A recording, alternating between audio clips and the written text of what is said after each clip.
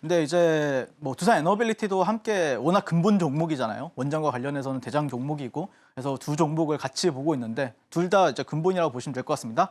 근데 최근에 이제 민주당에서는 원래 이제 문재인 대통령 정권 때, 그때 당시에 이제 원전을 조금 없애자라는 주의였죠. 근데 그게 이제 전 정부에서 좀 밀어주는 상황을 만들었었고요.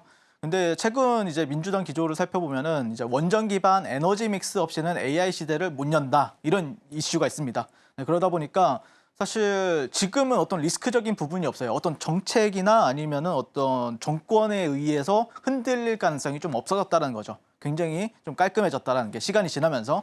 그리고 친환경 에너지는 좀 저장이 어렵다는 치명적인 단점이 있어요. 뭐 풍력이라든지 태양광이라든지 그런 거에 있어서 원전이 굉장히 자유로운 상황이고, 그런 걸로 이슈로 인해서 뭐 최근 스페인이라든지 포르투갈 정전 사태에도 그런 이슈로 인해서 발생이 되었다고 보시면 되는데, 어쨌든 그건 그렇고 최근에 어제 갑자기 밤에 뭐 이런 이슈가 나왔죠. 체코 법원에서 KHNP와의 원전 계약 체결 일시 중단 뭐 이러면서 악재성이죠. 악재가 맞아요. 이게 원래 오늘 나오기로 되어 있었는데 이게 일시 중단이 돼버렸다고 하니까 오늘 개파락하고 막 더 하락했다가 이제 올라왔는데, 다행 중에 다행인 거는 보합권 마감을 했다라는 거죠. 근데 그게 있어요, 여러분들. 그러니까 프랑스 국영기업 EDF랑 지금 경쟁을 하고 있거든요. 한수원이요. 근데 이 기업이 지금 특징이 저와 제 팀이 있어요. 근데 그 팀이 우리가 챗 GPT를 돌려가지고 이 기업에 대해서 평판을 좀 알려달라고 했어요. 평판을 보니까 일처리 느리고 비싸다는 평가를 받고 있습니다. 야, 그러면은 한수원이랑 비교도 해줘. 제가 좀 이따 보여드릴게요. 자, 그래서 이제 악재가 나왔는데 크게 안 밀린다. 시가가 저가였고 종가, 고가 마감했죠. 그리고 일봉상이나 월봉 차트상에서는 악재보다는 호재에 굉장히 민감한 위치다. 그러니까 악재는 좀 덜 먹히고, 그 다음에 호재가 나왔을 때는 조금 더 상승 탄력이 나오는 그런 차트를 하고 있기 때문에 이 종목 같은 경우에는 더 좋아졌죠, 오히려.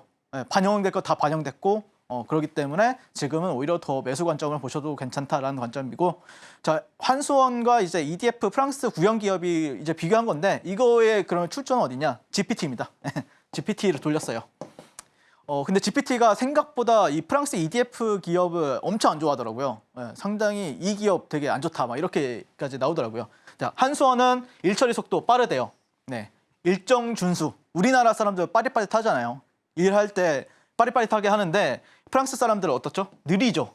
아까 채팅을 나누는데 아까 뭐 제 제자분들 한 분이랑 프랑스 가서 이제 음식 시켰는데 너무 늦게 나와가지고 화가 받았다 이렇게 얘기를 하더라고요. 느리다. 비용 관리 효율적. 예산 초과 빈번. 그리고 기술 신뢰도 검증됐다. 기술력은 있어요.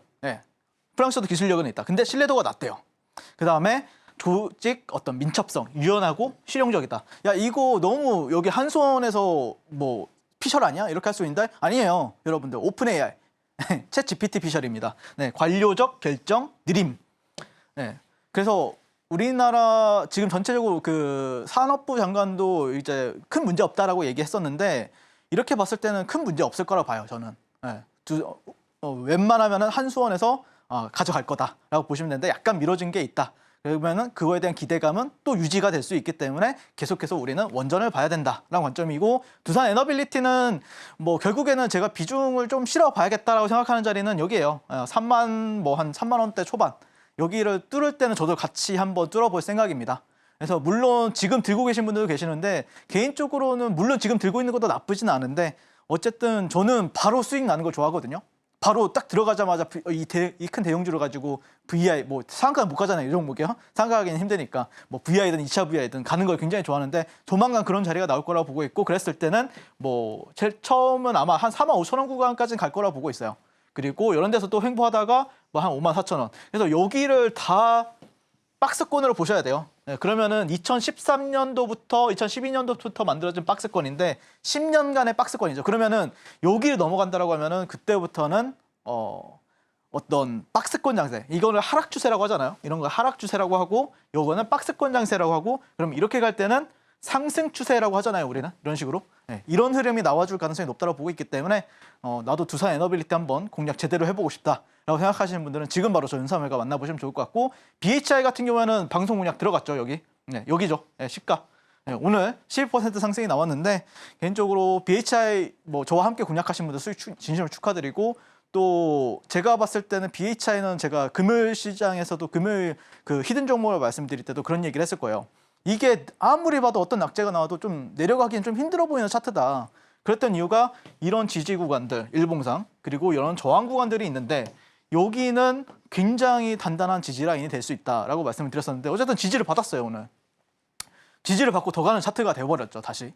네, 그래서 BHI도 역사적인 신고가를 지금 돌파한 상태고 네, 이거는 넥스트 트레이드 기준이 아니라 정규장 차트입니다. 네, 그래서 어쨌든 뭐 이런 데는 또 지지가 되면은 또 올라가겠죠. 그다음에 추세 랠리를 좀 기대하고 있는데 개인적으로 최근에 이제 이재명 후보 같은 경우에도 최근 TV 토론회에서 원전 기반 에너지 믹스는 없이는 AI 시대는 못 연다라고 얘기를 했기 때문에 결국 그런 정책적인 부분들도 완화가 되었고 결국 외인이나 또 외인이나 아니면은 뭐 기관급들은 그 뭐 예를 들어서 정책주를 매매를 못 들어가잖아요. 워낙 종목 사이즈가 막 1,000억 뭐 보통 300억에서 500억 정도 시가총액에서 출발해서 10배 가는 그런 종목들이라서 사실 외인이나 기관은 들어가기 되게 어렵단 말이에요. 그러면서 사이즈도 어느 정도 좀 대어주고 그러면서 좀 적극적으로 매매할 수 있는 종목들이 뭐가 있을까라고 생각하신다고 하면 물론 뭐 하나그룹주도 좋긴 하지만 실제 시세 초입에 있는 이런 원전주들도 계속해서 우리가 봐야 된다라는 관점이고